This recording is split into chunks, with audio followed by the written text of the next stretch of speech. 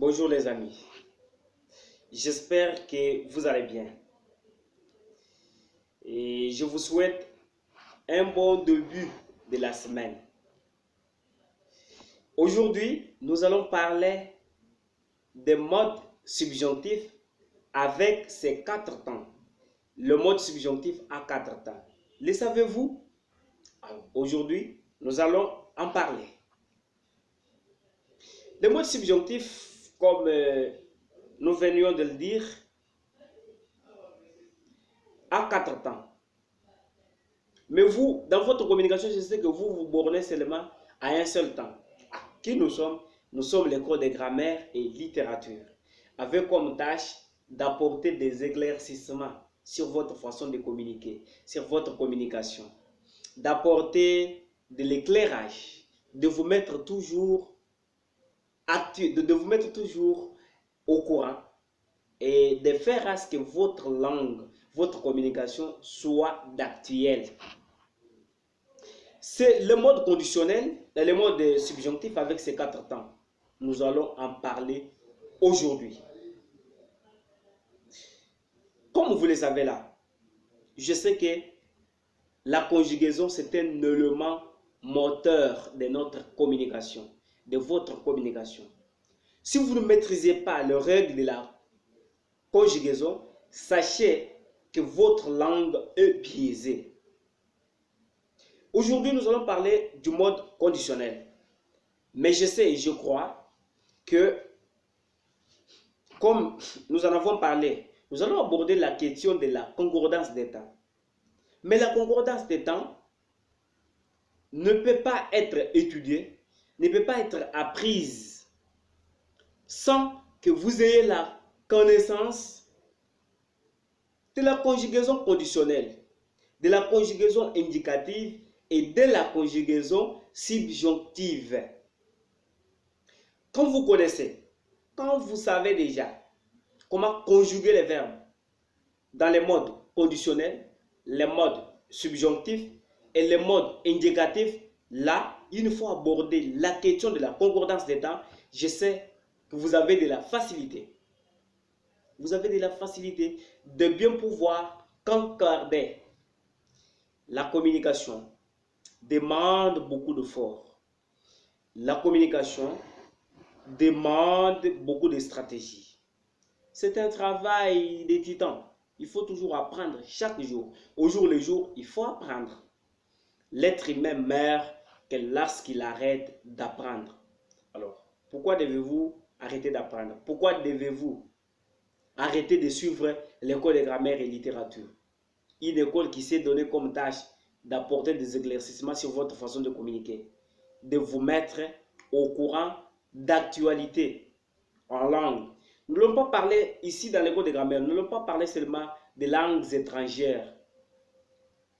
Nous parlerons aussi et surtout des difficultés qu'éprouvent les langues africaines d'une manière générale, mais en particulier aussi les langues congolaises, notre pays, la RDC. Alors, parlons d'abord du mode conditionnel, du mode subjonctif avec ses 4 temps. Le mode subjonctif a ses 4 temps. Les 4 temps, nous avons le temps présent, le passé. Donc, le passé, ce n'est pas le passé simple, ou le passé composé, le passé surcomposé. Non, non, non, non, non. Seulement passé. Le temps présent, le temps passé, l'imparfait et le plus que parfait. Je reprends. Le mode subjonctif a 4 temps. Le présent, le passé, l'imparfait et le plus que parfait. Qu'est-ce que nous faisons maintenant? Nous prenons 2 verbes. Les verbes auxiliaires, bien sûr, nous les conjuguons dans les 4 temps de ces modes pour vous permettre à pouvoir déjà vous habituer à parler, à pouvoir déjà vous habituer avec la conjugaison. Alors, parlons-en maintenant. Nous prenons d'abord le verbe être. Le verbe être au mode subjonctif, temps présent. Nous avons que je sois, que tu sois, qu'il soit, qu'elle soit, que nous soyons, que vous soyez, qu'il soit, qu'elle soit. Imparfait du mode subjonctif. que je fusse, que tu fusses, qu'il fût, qu'elle fût, que nous fissions, que vous fissiez, qu'il fisse, qu'elle fisse. Le temps passé, que j'ai été, que tu aies été, qu'il ait été, qu'elle ait été, que nous ayons été, que vous ayez été, qu'ils aient été, qu'ils aient été. Plus que parfait, que j'eusse été, que j'eusse été, que tu eusses été, qu'il y eût été, qu'il y eût été, que nous eussions été, que vous eussiez été, qu'ils eussent été, qu'ils eussent été.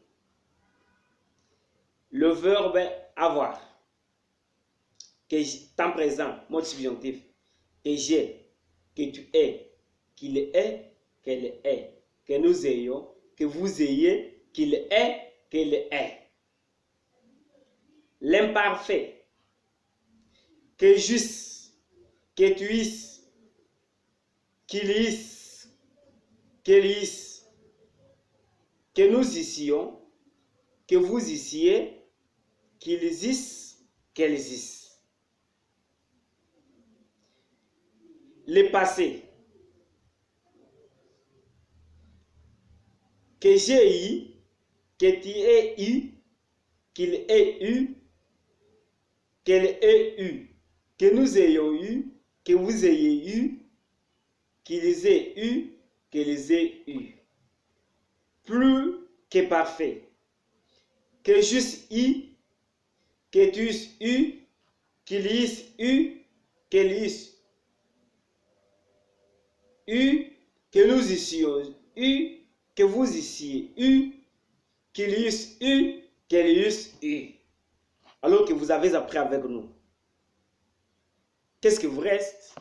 Vous abonner, activer les cloches de notification et aussi partager aux autres pourvu que vous ne soyez pas égoïste. Alors demain, nous allons prendre des autres verbes, les conjuguant dans ces 4 temps du mode subjonctif. C'est la tâche que nous avons toute cette semaine pour vous aider à vous habituer avec ces modes. Je vais donner l'exemple.